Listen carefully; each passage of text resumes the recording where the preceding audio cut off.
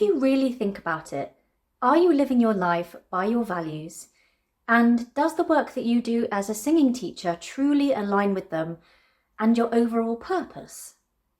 This week, we welcome Louise Callin to the podcast, a dance teacher, mindset coach, and NLP practitioner. Louise helps us to understand what belief coding, mindset coaching, and NLP are, and how her work in this field actually complements the work that she does teaching in the performing arts. Louise takes us through a few exercises that we can apply when those niggly feelings of not being good enough, imposter syndrome, all those day-to-day stresses get on top of us. And she gets us started on finding our true values so that we can pursue an authentic, personal, and working life. Welcome to the podcast, Louise. Louise Callin, we have been friends for a while now and we've worked together professionally, but I don't know if I've ever really truly got into a conversation with you about your past as a dancer and as a performer, because this started for you when you were about 3 years old, right? So how did that come about for you? Yeah, firstly, this is super cool. So thank you for inviting me to be on this, because this is my first podcast that I'm recording. So that's exciting. I started dancing, oh my gosh, I'd say 3. Mum took me to class. And I want to say I went dancing from maybe 3 till 7. Then I quit. Don't know why. Went cold turkey. And then one day I just said, Mum, I want to go back to dance school. And I actually wanted to go to a school that had lycra leotards, like the shiny lycra. And that was my specification for outfit. So we found one. And then I was literally just straight in there, all the classes. And I knew pretty quickly that I wanted to do that as a career. So that's where it started as me as a toddler. I can't remember though going at 3, if I'm honest. I don't think I've even got any pictures, but I do remember starting back at 9 years old, and then that just being straight through then, non-stop. Yeah. And what happened after that? So you went to a dance club, like many of us probably did, to get us into performing arts? So I went to my local dance school, and pretty much I'd say not dance full time as in all day every day, but as a dancer full time after school most nights and all day Saturday. It's the highlight of my week. And then I went off to a professional ballet school, but I went down more the musical theatre route at Elmhurst. It's now Elmhurst Ballet School in Birmingham, but it was in Camberley, so Elmhurst School for Dance, and they offered a jazz and musical theatre course. So I went there at 16. I did 3 years, so quite young to be launched into that. Now looking back, yeah, it was good. It was good for my foundation of dance, definitely. And I think it was good to go at that point because it really strengthened, especially my ballet, because that's what they were known for. So I did that, not a massive travel distance, but I boarded there just so that I would be with everybody else doing that, because most people were boarding there. So yeah, it was quite an experience. What sort of career did you have then as a performer professionally? Would we seen you in anything? Would we recognize some of the shows that you've been in? So alongside wanting to be a performer, teaching was really something I dreamed of. Actually, funny story is that when I moved to New Zealand, which I'm sure we'll touch on at some point, my mum had gone through lots of boxes of my stuff, and she'd found books with registers that I had created as a child with all of my classes, obviously fake names, because I just had this passion to teach. So going through Elmhurst, I knew that teaching was something I wanted to have either as a fallback or as a main kind of role. So in my 3rd year, I actually got my qualifications in my modern and my tap. I did a few bits and bobs in the UK, actually, not sort of more commonly known in London, but I did something called Thursford Christmas Spectacular, which is it's a really good gig for a dancer and a singer. There's lots of singers. I've still got friends that do that, actually. That was one of my first jobs, and I did a few other bits and bobs. But ultimately, after a bit of a break with the performing and actually doing my teaching, I then decided to go and work on cruise ships. So that really became a massive part of my life for about 4.5 years. And with the cruise ships, I got the opportunity to dance and sing as well, do some singer dancer work as well. And then that actually took me to New Zealand. So my career, in a way, got a little bit cut short with my performing because of life choices. I traveled quite a lot with it and did a lot of things here and there. I wrote an article once for iSing magazine about how, probably from a biased point of view, but how I think cruise ships just aren't highly rated enough as a performer for a job. It's just the most incredible thing to do, to go and tour the world and see places that you might never see, and then get to go and do a performance in the evening. It's It's just incredible. And as you say, you're coping with a lot of different things at once. And then as a performer, having done that, you going into teaching, you're bringing so much wealth of knowledge to your clients, your students. So how did you then end up being a teacher more full time? And how did that lead you then into what you do now as like a mindset coach, life coach, belief coder, and NLP? So I suppose the journey after cruise ships, I was lucky enough to do the world cruises a few times, which was amazing. It actually took me to New Zealand and ended up moving to Waiheke Island. I suppose at the time I never thought I'd end up being there as long as I was, but things kind of fell into place. So beautiful, beautiful Waiheke Island, which is just off kind of Auckland shores, sort of boat ride away. So that, it took me there. And at first I thought I can't survive here unless I'm dancing or doing something that's aligned with my passion, because I knew I needed to feed that creative outlet. So I ended up starting a school. And again, it was just meant to be a means to an end. Is that the right way to say it? A means to the end at the in the moment. I was given like a building basically for maybe 3-4 months to see if things would work. Started off with like 2 days a week, which maybe had like 2 classes on each. And very quickly, within about 6 months, ended up like 4 nights a week. And then over time, fast forward, that went on for 7 years. The school, I loved it. It became really successful. We were competitive. We did have singing, acting, and a lot of dance, obviously predominantly dance with my background. And we progressed into one building, we moved to the next, then we went to the big building. So that's kind of where my teaching full time fell in. And not only that, like I think teaching full time and running a school, it's a whole different job in a way, you know, freelance teaching and then actually being in charge of everything, including the admin, the cleaning, the welfare of your kids. I was always really interested in the kids as well and how they were doing, and would always make them feel safe and communicate. So I suppose before coaching in any of that path, I already was sort of really mentoring kids quite regularly. I was like their safe space a little bit, like they were coming to dance because they loved it, and some of those kids were there like every night.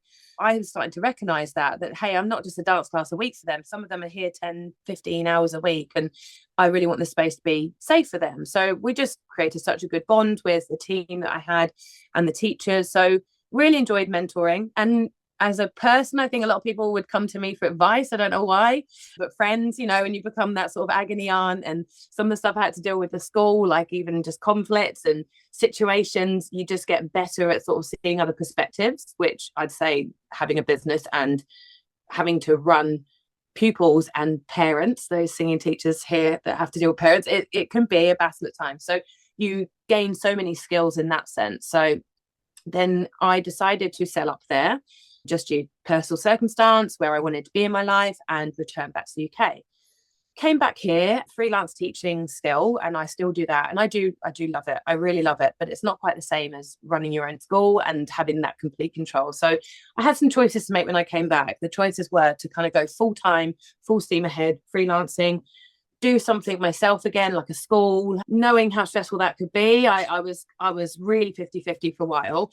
And then after sort of probably about 2 years, maybe a year and a bit of exploring my options and what is going to lead me down the best path for me to follow my values, which I'm sure we'll touch on in a bit, I started to think, like, what do I want out of my life? So then that is when I started to look into coaching. So I've always actually been into coaching myself. I've had a health coach before. I've had a life coach before. I've done counselling, like for me personally, and I've always seen a benefit in all of those areas.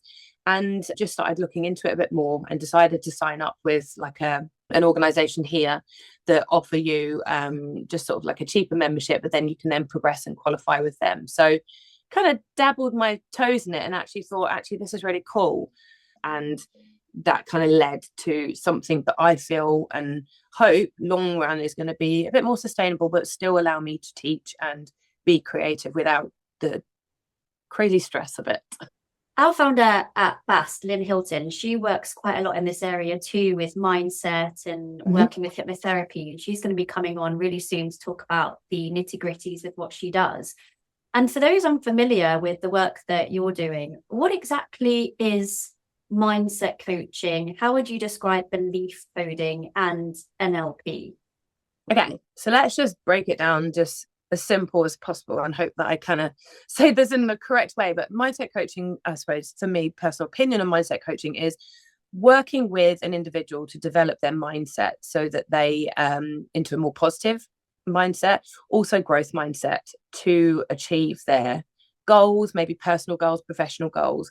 For me, mindset coaching is quite different to sort of traditional therapies in the fact that, yes, we do delve into past a little bit, but only really to see how we need to change, not change the past, but how we can look at how things have been ingrained and programmed and how we change that. So mindset coaching is very forward thinking. So if you came to me, hey, I'm really struggling to get confidence in my singing, I'm scared to get on stage, I don't know what to do, we'll basically look at what the goal is at the end of, you know, the time working together and get from A to B in stages. And first of all, my belief is that everything starts with mindset. You could have the most incredible performer, talented performer in front of you, but if they've got a negative mindset, they're always going to come up with hurdles and beliefs that stop them. So mindset coaching is very broad, and I'd say it's quite bespoke depending on the coach and the person that you work with. But that's where I start with the nitty-gritties of why you're thinking something, what's going on, what's the pattern. So that's as coaching. The NLP and the belief coding. So belief coding is an amazing modality. It's not so commonly known, but Jess, the founder, who is amazing, is really pushing that. She's even getting it science backed, which is incredible. And her vision is amazing, and she hopes to take it through to schools and get it more mainstreamed, basically. So belief coding, in short, the things you really need to experience a session for belief coding to really understand it, but it works with the subconscious mind. So the programming, the computer that's going on in the background, it works with the subconscious mind in order to basically eliminate limiting beliefs. So if you've got somebody that's not getting a job, we'll peel it right back down. Why am I not getting this job? I'm not getting any jobs, or whatever the hurdle they're having. Peel it back down. For example, it might be, it goes right back down to not feeling good enough. And then we'll kind of peel back the layers and work with more of a, not meditation state, but a deeper state, or take them into a deeper state where we can go back and look a little bit back in their past and see what we can heal. And then from there, we put some positive beliefs on top of that. So we basically smash the negative ones, put the positive on the top, and kind of reprogram the brain. NLP, I feel, as there's elements of NLP in belief coding as well. So NLP is a similar concept in that it's all to do with the programming and trying to change a pattern of behavior, mindset, an emotion, a thought. But we use sort of set techniques. There's hundreds and hundreds of techniques, and every NLP coach will have their favorites and the ones that they like and the ones they recommend. But they're a little bit, I'd say, better for someone that's not maybe as confident to go down the belief coding route, and they're shorter. And there's some that you can kind of give them, like if you've had a session with somebody, there's templates you can give them to continue that work. So I'd like to say that's a little bit more easy to explain NLP to someone who maybe isn't as, I would say, as woo-woo, like got, into manifesting and believing about healing in the way belief coding works, but they do have very similar things going on there. They all kind of cross over a little bit. So they're not, I don't use them as three separate things. I will do if someone says, hey, I need an NLP technique done on me. Will you do it on me? Absolutely. I need a belief coding session. Can you do that on me? Absolutely. But ultimately, I'd like to create programs bespoke to a person. I'll work with them for a number of weeks and interweave all of it together to get the best outcome.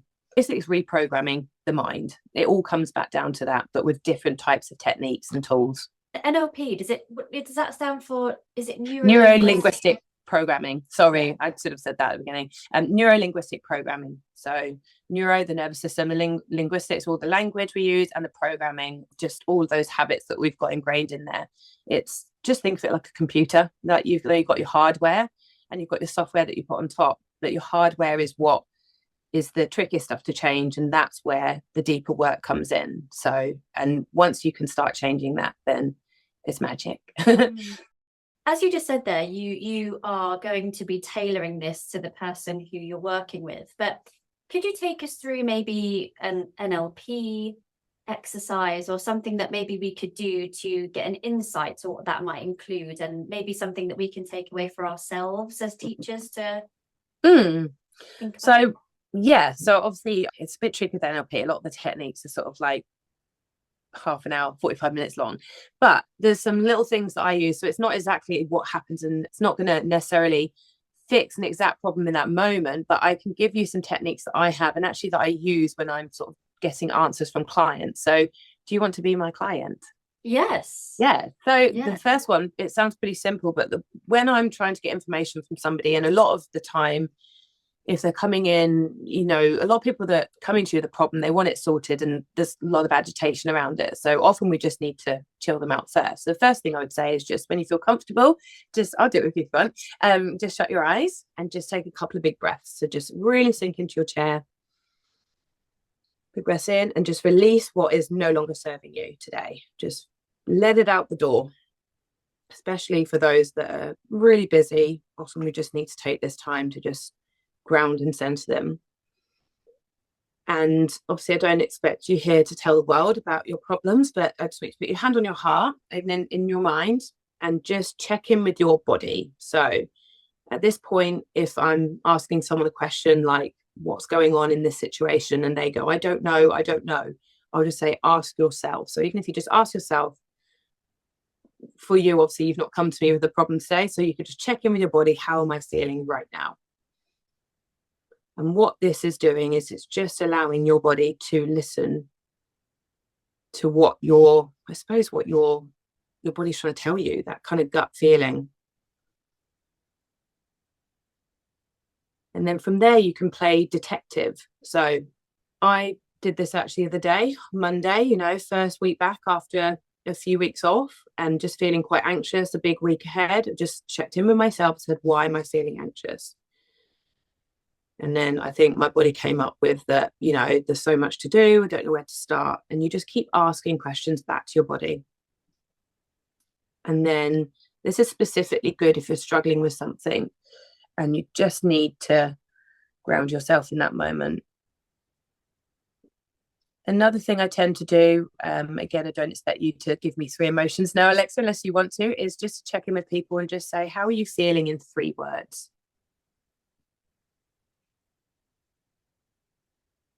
And this is quite good also for group workshops, for teachers teaching in a class. If you've got a few students in front of you and you can feel an energy, or maybe you just want to center them, you can just get them to say out loud 1 word or 3 words around the room. Today I'm feeling, for example, happy. Today I'm feeling sad. And that will just bring an awareness as well, for yourself, but also if you're teaching students, you'll kind of get a gauge of how they're actually feeling. And the more you do that, the more you'll get that trust as well if you're working with students. So yeah, so that's a good one. You can open your eyes, everyone. Play detective. So that is something, whenever I'm trying to get anything that's other than a surface level answer from my clients, I will keep asking them questions and get them to shut their eyes and completely just hand on heart, feel that love. And I'll notice once they start to do this with their body, their answers will become less, I don't know, and they'll start to know the answer within. So one of the biggest things I've learned really from NLP is just the power, it seems quite cliche, but the power to change your thoughts or emotion at any time. You have the power to change your state from happy to sad in a matter of moments. So it's just feeling it, feeling why you're feeling it, and then just letting it pass and putting sort of strategies in place that might help you.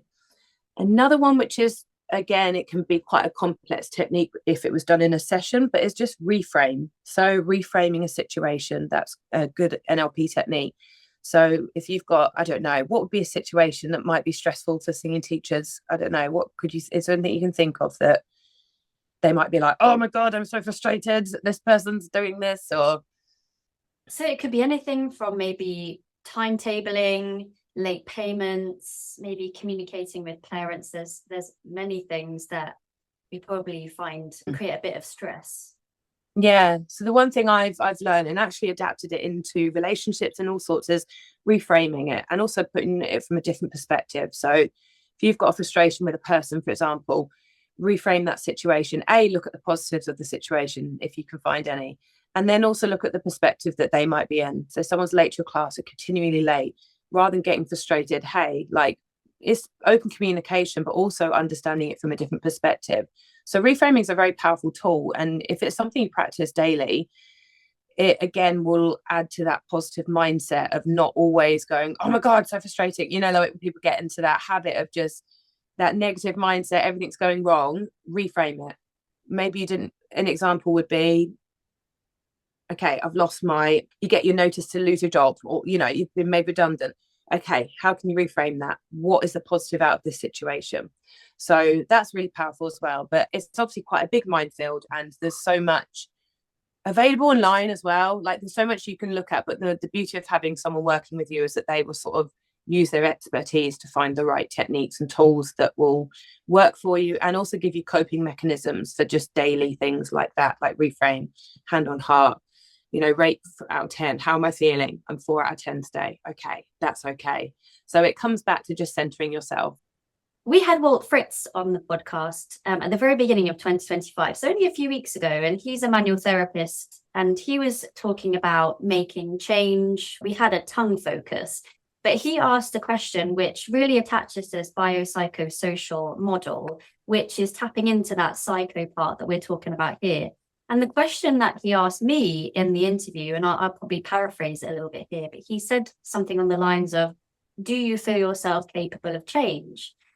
And that can really be quite a strong question, whether it's to do with a physical ailment or a sensation that we're feeling during singing, or how we feel ourselves emotionally and what our experiences are with our mindset.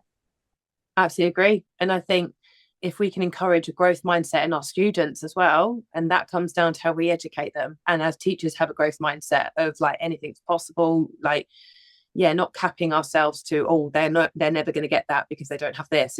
It's encouraging that mindset through your teaching. And I think that can be really quite powerful, because everything we do really creates them as adults as well. Like, especially if we see people quite regularly a week. I don't know how many times you have a certain student, but especially with dance having multiple subjects, you tend to see that student through different days and different classes. So you actually become somebody that they see ultimately more than their parents sometimes. I've had kids that I've taught for like so much more. They're just straight to mine my school after being at school.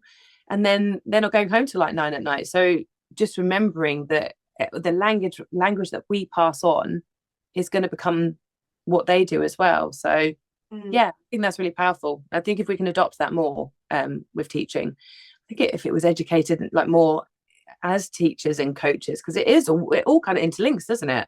Yeah, for sure. Like, yeah. Where did you get your NLP accreditation?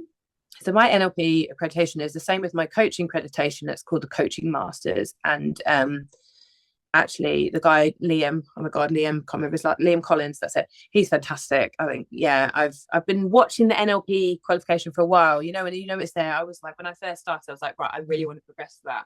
But yeah, just absolutely fantastic. And then belief coding is a whole separate modality, literally just under belief coding. And Jess Cunningham is the one that runs that, who is amazing. And for that, I mean, us as teachers, we're probably not going to be offering NLP unless we have an accreditation or anything like that. But is there anything else like an insurance that you need, or is it that accreditation that kind of gets you off implementing it in? Yeah, so coaching is kind of like some forms of performing, and teaching is not, it's not, what's the word? Not monitored. What's it called? Now I've lost my words. Regulated. Yeah. So there is lots of people out there doing without insurance and not doing this. But yes, I'm insured with it for sure, because, you know, I think it's important to protect yourself as well and really know what you're doing. But yes, I would say just going down the road of qualifications and insurance. But if you're just interested in getting mindset work into singing, and those, if you've got any dance teachers or any other performing teachers here, a lot of it you can self-educate on it. Or if you've had a life coach, you might kind of get some ideas. There's little things that I do, like even like vision boarding, all of that stuff. Like you can do that with your students. You don't need to be qualified to do that. You need to be qualified to practice NLP, and you need to be qualified to practice belief coding. Mindset coaching, not always, but I would always, if you are going to look for a coach and you want to pay someone to either work with you or your students, I would look at their background and how they've got there, and also what came before their background. Because, you know, teaching kids for me for 20 years has set me up with a really good background, and working with the parents. So the mentoring has just been kind of within my career since probably about 18 years old. But yes, you don't have to get qualified as a coach if you want to just do a little bit of mindset work with your kids.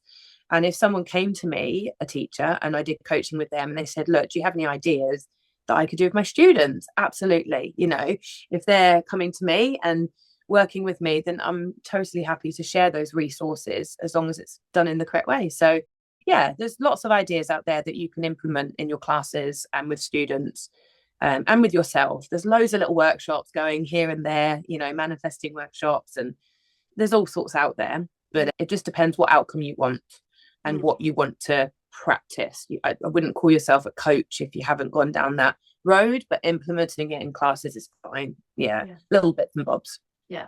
Hey you! If you're enjoying the Singing Teachers Talk podcast, then don't forget to hit the subscribe button.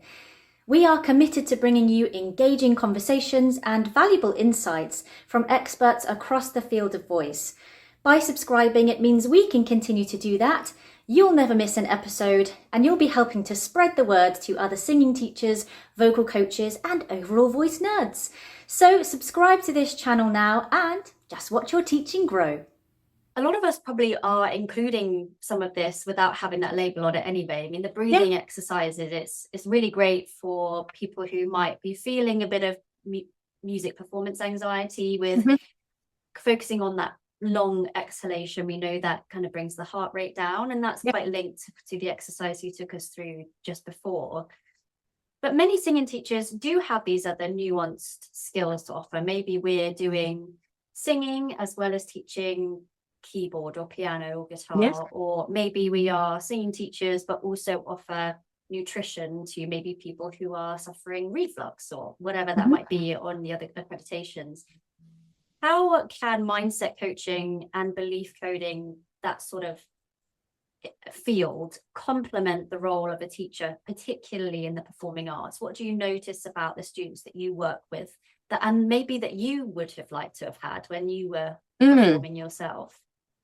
Yeah, so I think mindset coaching, belief coding, NLP, any kind of therapies and coaching can be for everybody. Anybody who's just working on personal goals, or those, you know, professional goals of creating a business or wanting to get more students.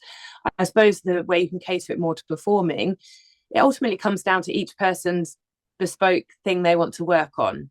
So a lot of, I would say with dancers, a lot of the things I come up against is probably like confidence and self-esteem, and I'm sure with singers it's might be a similar process. And there's a lot of body awareness stuff as well, especially for, well, yeah, actually from a younger age now due to social media, but also for those that go through the full-time colleges, there's a lot of pressures. I'm not quite sure what it's like now, but I know back there that it was looking a certain way, being a certain thing. But basically, how can it complement? It can complement every area, no matter what area you are. You just need to make sure you're working with the right person that has that knowledge and understanding so that they can kind of guide you in the correct way. So I've had a dancer that I've worked with, a young dancer, and I worked with her for 12 weeks. And ultimately, we went in on the angle of dance, but actually it came just down to confidence in life in general. So there's no set path. It's not like I have a program for someone who wants to get over performance anxiety and then the whole course is going to be about that. It might be the first couple of sessions, okay, we look at why this is happening, and actually it comes down to something that's completely non-related, but they didn't realize. So it will complement anything. I think it's all about having the right person coaching you and how they take the time to explore your personal situation and how it can benefit, and also what your goal is. So if you've got somebody who wants to get more confident getting on stage, that's the end goal. So everything you do is going to work towards that. But leading up to that, we need to peel back the layers and work out what beliefs are going on there. And that's where the belief coding can help with any beliefs. It can help with stage anxiety beliefs, anything. You could have any discomfort at the beginning, and then we basically sort of whittle it down. So yeah, don't know if that answers your question, but basically anybody can use it and it will be beneficial. But the difference is just working with people that maybe can relate. So if you're working with a doctor turned coach and you're a performer that wants coaching, they might not have the understanding of the performance background and the pressures that you'll be under. So I would say, finding someone who's got that experience in that area, but ultimately all the techniques can complement anybody. I've been really lucky enough to work with you across a couple of weeks and sessions to dig into what my values are as a human and as a teacher, and also figuring out what my purpose is, because sometimes it can get a little bit hazy and you get some telling signs that maybe things are out of balance. And actually balance was one of the ones that came out for me too. So firstly, why is it important for us to know what these are so that we can actually follow our authenticity as closely as possible? So values are so important, and actually it was going back to my values, which is why I chose to become a coach, because I had a decision to make with another opportunity, and I did the process that I've done similar to with you, and I'll explain it. But I went back to those values and realized, is this aligned with these things? So I liked it. Values are all over the internet. You can go on Google and type list of values, easy peasy task to do. So what you want to do is basically work out what values align you as much as possible. So let's take an example. So if your values are balance, determination, and respect, I like to whittle it down to 3. There's other ways. Lot of coaches do different things. A lot of different things will tell you maybe 5 values, maybe 3. 3 is easy to remember. So I go down to 3. And then when you look at those 3 values, you can say, right, let's take my teaching job, for example. Does my teaching job give me balance? And if the answer is no, that's where you're going to feel that you're maybe out of whack a little bit. Does my teaching job give me respect? Do I feel respected in my role? If that's a no, then you're going to have that resistance. So the importance of finding your values is that you're living by them, basically. It's like a friendship or a relationship. If you're with somebody or you've got a friend which has different values to you, which is absolutely fine. You don't have to have the same values. But if their value on respect is not like yours, you'll potentially find those conflicts there. So by finding those values, you know, by every opportunity you take, is this following my values? So is this following the values of balance, determination, respect? New job coming up, right? Am I going to fulfill those areas? And Liam from the Coaching Master actually really promotes that if you can get yourself aligned with everything in your life, all the areas of your life on your wheel of life wheel, which is something we look at in coaching, that's the closest to happiness. To be having that in your home life, your relationships, your work life. So that's your values. And that's a simple thing to find out, but it can be a bit overwhelming. I know when we started working together, there was a lot, weren't there? And whittling them down was tricky at first. So by having me coaching you and sort of saying a few questions, are you sure you want that? Are you sure you want that? We finally got down to 3, didn't we, with you? Yeah. So there is a lot available on the internet, and you can definitely do that on your own for free. And then if you need someone further, they can really help narrow them down and just get you to really see what works for you. Purpose, on the other hand, is your why. So why you get up in the morning, why you do this. You know, I work with something called Ikigai, which is a Japanese amazing concept of finding your values, and then it follows a series of questions to find your life purpose. It looks at what you contribute to the world, what you're good at, what you love, what you're passionate about. And from there, you kind of use those answers, bring them together to what your sole purpose is. So my purpose, I think I found on that, I did it a couple of years ago actually, would be helping people. So that's why I enjoy teaching. I enjoy coaching. I'm not good in an office. Just, yes, it might help people being on emails, but for me, that doesn't fulfill my purpose of helping people. I like the reward of working with somebody and getting them from A to B on more of a intense, personable level. And you get that with teaching. You see that progression, and you get it with coaching. And it's, for me, that's really rewarding to offer myself to somebody and know that I'm helping them. So yeah, so if you can find your purpose, a lot of people don't know their purpose. I've got friends say, I don't know my purpose, especially if they've maybe been off work and they've had kids, or they've taken a break from something. That would be the place to start. Values first, and then looking at what your purpose is, and then start asking if you're aligned with those values. Just as an example, I've got my 6-minute success journal here, which I really liked, but I'm such a perfectionist, to my detriment, that for some reason I stopped filling it in and engaging with it because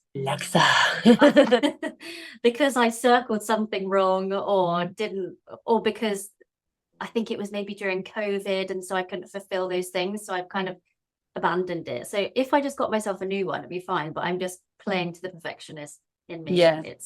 That's something I have to sort out equally. Yeah, and that's something I would go into as a coach as well. I would actually go, but why are you a perfectionist? So that's where we would go there. I don't even think the doctors can tell me that. I think we all are as performers. So it's just ingrained in us, isn't it, in our training? Yeah. But there's a list of values here. So, and I've circled a few and haven't circled many of the others. So if I just give an example of some that might come up: activity, aesthetics, authenticity, balance, challenge, confidence, creativity, empathy, enthusiasm, fantasy, freedom, generosity, honesty, independence, love, openness, passion, perfection. Of course I circled that one. Reputation, responsibility, simplicity, success, team spirit, trust, willpower, wisdom. There's so many. How do we know which ones speak to us? Is it just a case of following a feeling? I've actually got a question for you just before we go on to that. Oh yeah, go on. Perfection. So did you circle that because you think I'm a perfectionist, or did you circle it because you actually think that's really important to me, that my life is perfect? Or did you circle it just because I know I'm a perfectionist?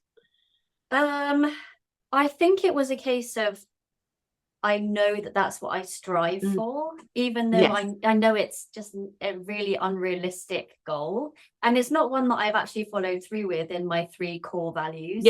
But it's a word that spoke to me because I think I have that as, maybe it's a personality thing, I don't know, but it's something that I was like, oh, that word is drawn to me for the right or wrong reasons. So that, that's why I circled it. But it's not one, as I say, that I ended up keeping. Yeah, only because we talked about perfection, didn't we? And then when you said, oh, of course I'll sign that one, and I thought, well, is that just because you're ingrained to do that? It was interesting. And that's the kind of stuff I would talk you through. So first of all, so start off, I've got when I do my clients, I've got a list that you'll remember, Alexa. I can't remember how many on there. There must be. There's loads, isn't there? Loads. Start off with just circling what resonates, the ones that pop out. Don't overthink it. And I always recommend to do this when you've got some calm music on, you've got no distractions. I always love a candle. My candle's lit now. Shut the door and just, actually there's on Spotify, I always use it, it's called Journaling Without Lyrics, and it's a lovely playlist that someone's created, and it's just beautiful music that I always put on whenever I need to write something. So obviously get in a good headspace and just channel yourself, and then just look at what pops out. Don't overthink it. So don't go, oh, that no, just circle.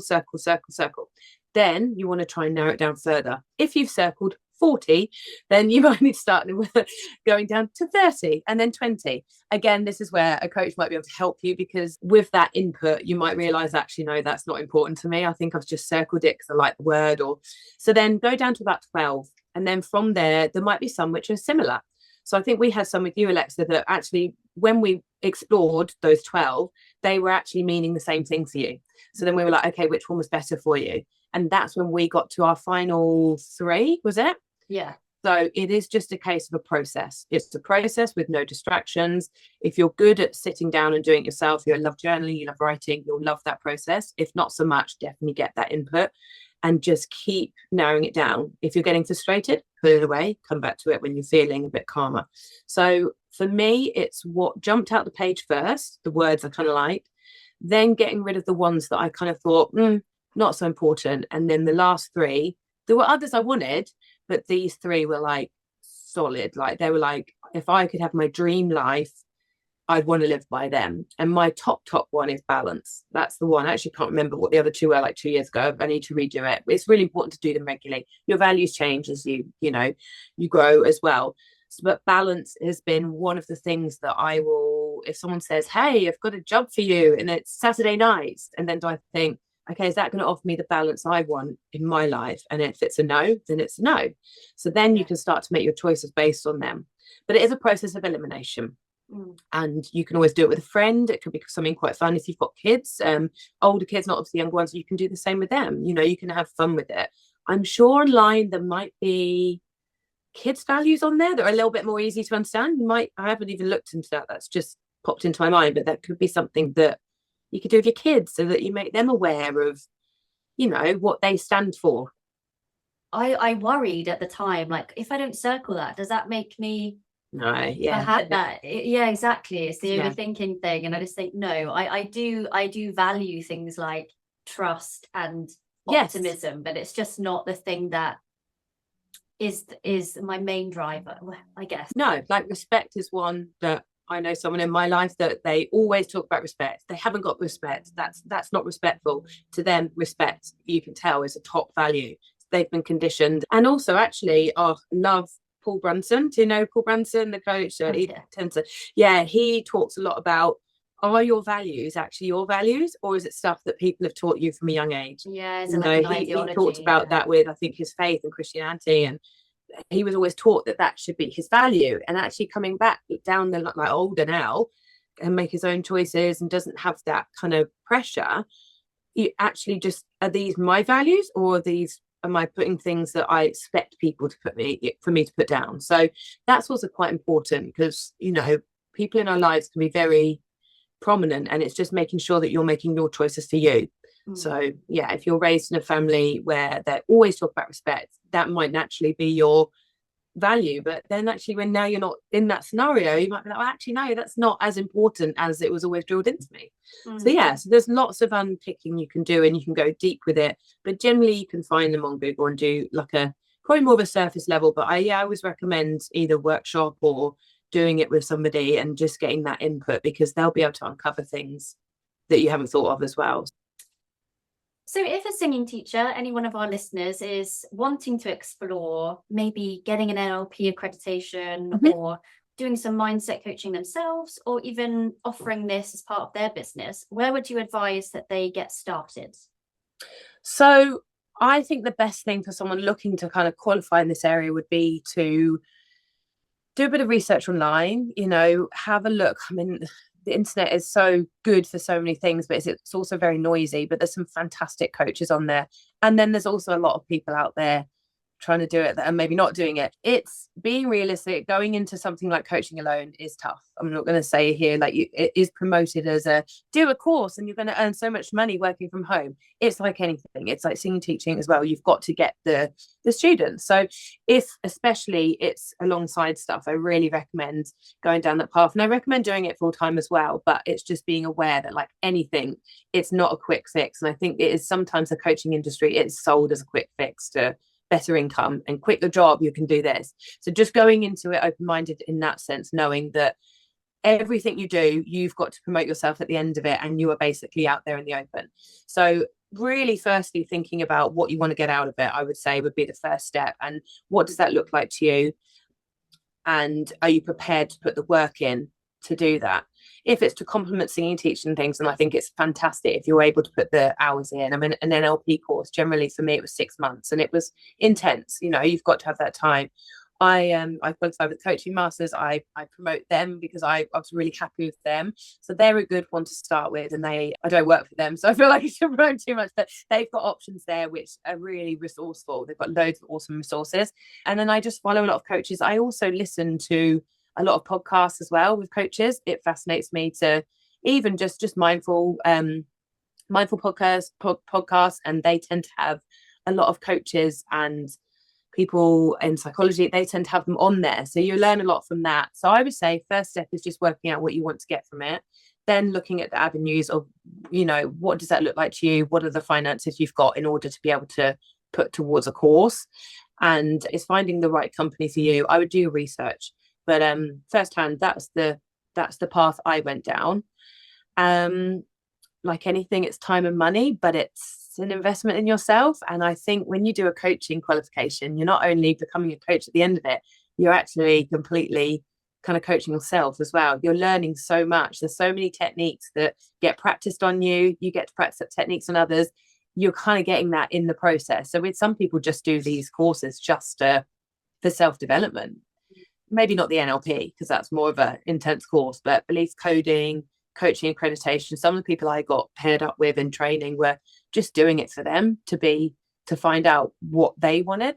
So yeah, motive and research, I would say. And also, if you want to reach out to me, like, I'm happy to give some guidance on that for anybody that's looking to dabble in that world. it's a cool world, but like anything, it takes time to build. What is coming up for you? Because you have a squad I about do. to be launched. Tell us Yes, about I that. do. So for me, I'm still freelance teaching. I still want to keep that creative outlet going. I love choreography and that's been my life, is dance and teaching and being around performers. What else is coming up? So yes, I've obviously got my coaching on my own. So I do one-to-one coaching courses, NLP, belief coding for like individual sessions for anybody that wants something very specific. And then I've got the Women's Success Squad. So whilst working with performers, I'll work with performers on sort of referral. My main niche is working with women, working with women out there to empower them to just get unstuck out of, the same old routine and to make the changes in their life that they need to. So I'll work with a lot of women on one-to-one, and then obviously performers as well, and obviously it all crosses over as well.